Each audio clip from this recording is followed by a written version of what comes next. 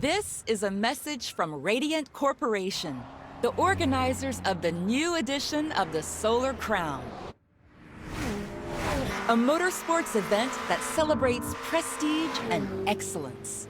We're currently seeking new participants, and your profile caught our attention. We're therefore inviting you to enter the selection races for this event. The Solar Crown is a chance for you to win the hearts of the public and make a name for yourself. We have selected Hong Kong Island for the new edition. It is an island of many faces, alternating between city streets, beaches, and lush jungles. You'll need to show off your skills behind the wheel of stunning cars.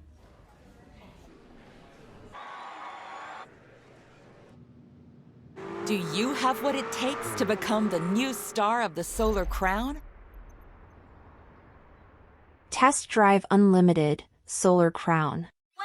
The Test Drive series is back. It has been a long 12 years since the last installments, Test Drive Unlimited 2, 2011, and Test Drive, Ferrari Racing Legends, 2012, and neither of those releases were particularly well received. For that reason, the series was shelved for quite some time. But now, it's made a return, thanks to developer Kyloton and publisher Nacon. Test Drive Unlimited, Solar Crown brings a fresh take on open-world racing games, and this is exactly what was needed. The new game blends racing, lifestyle, and social elements into a beautifully recreated version of Hong Kong Island. Compared to recent Test Drive titles and the Need for Speed series, Solar Crown offers a noticeably better experience, and I even find it more intriguing than Forza Horizon 5 or Gran Turismo 7. While I enjoy the Forza Horizon series, its latest release became boring for me rather quickly. In contrast, Test Drive Unlimited, Solar Crown feels much more engaging, at least initially. It caters perfectly to players like me who don't play racing games every day and aren't obsessed with perfecting apexes or shaving milliseconds in hyper-realistic simulators, but who enjoy occasionally cruising around an open world, exploring, and racing against AI opponents or other players roaming the world. That's exactly what this game delivers. The car selection in the game is solid. Some hardcore car enthusiasts may find it a bit lacking, but for someone like me, it's more than enough, offering everything from the Ford Mustang GT to the Apollo Intensa Emozione and the Audi R8 Coupe V10 RWS. If you're looking to drive a classic, there are options like the Citroën 2CV. The game even features off-road segments, for which I chose the Ford F-150. However, I was surprised by the lack of Asian cars in the game, given the Hong Kong setting. I expected a larger variety. Another annoyance is that many dealerships have duplicate models. Are these placeholders for vehicles to be added later? Of course, cars cost money, which you earn by racing and exploring the world. I've been asked a lot about how difficult it is to make money in the game, and honestly, it depends on how often and how well you race. The higher you place, the more money you earn. In my experience, I was able to comfortably earn around 100,000 credits per hour, even though I spent a lot of time just driving around, testing different cars, and often placing between 3rd and 6th in races. So, for more skilled players focusing on higher-paying races, it shouldn't be a problem to gather the 13 to 15 million credits needed for the most expensive cars I've seen so far. Test Drive Unlimited, Solar Crown also offers impressive views of Hong Kong, from bustling cityscapes to lush forests and scenic coastlines. The environment invites exploration, with hidden wrecks, cash rewards, and discovery points scattered around the map. While the visuals might not quite match Forza Horizon 5, which is a visually stunning game, Solar Crown still holds its own with a beautifully crafted world. You can choose between performance and graphics modes in the settings.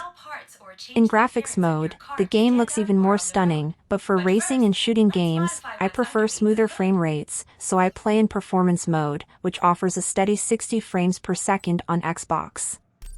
Interestingly, the game also provides an option to turn HDR off, which is unusual.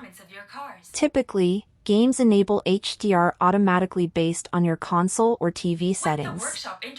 However, I found that with HDR on, the colors, tested across various screens, seemed washed out and dull, so I turned HDR off, which made the city look much more vibrant.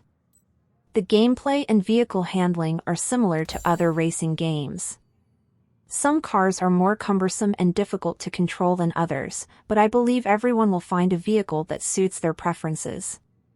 Plus, you can always head to the garage to modify or upgrade your vehicles as needed.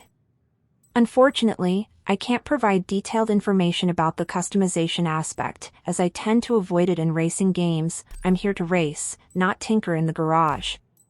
One frequent complaint I've heard, especially during streaming, is that the streets seem emptier than what the developer had previously shown and promised. I can't personally compare, as I didn't watch the developer's streams. This might be due to me playing on a console while the developer likely showcased the PC version. In my opinion, the streets aren't that empty. True, compared to Hong Kong's typical traffic, they are sparse, but if Test Drive Unlimited, Solar Crown included the same level of traffic as the real Hong Kong, racing at maximum speed in a supercar would be nearly impossible. One feature missing from the game is the ability to purchase houses, a feature present in previous titles. Instead, you now have a room in a luxury hotel. Casinos are also absent at launch but are expected to be added in the summer of next year, according to early plans. Clan Wars, another much-anticipated feature, won't arrive until next year as well. This addition seems like a fun element since you can choose between two clans and earn points for your chosen side. Thankfully, there are still regular clan races where the two clans compete, and you'll also face off against higher-ranked drivers in one-on-one races to climb your clan's hierarchy. However, the game does have a major drawback that I've encountered multiple times even before the official launch. First, you need to create a Nacon account, which must be linked to your console account, and can only be done through the console. When I tried to create the account on a computer, I ran into issues with account linking, which brings me to the core problem. The account is necessary because the game is always online. If the servers go down, your internet connection drops, or maintenance is underway, you can't play Test Drive Unlimited, Solar Crown. I experienced multiple instances of server downtime before the game's official release, and the maintenance periods often occurred during my usual playtime.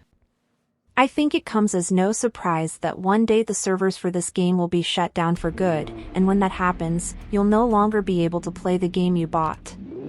This is something that might disappoint many players and make them seriously reconsider purchasing the game. If you can look past the always online requirement and some minor bugs, which will hopefully be fixed by the time the game fully launches, Test Drive Unlimited, Solar Crown is a decent open-world racing game worth considering. The world is beautiful, the gameplay is enjoyable, and the game has plenty of potential to compete with giants like Forza Horizon and Gran Turismo. I'll reiterate, however, that this is not a realistic racing simulator. Instead, Solar Crown is more of an arcade racing game, which is exactly what I prefer. But for more serious car enthusiasts, the game might feel a bit lacking. Initially, in my first review of Test Drive Unlimited, Solar Crown, I recommended the game.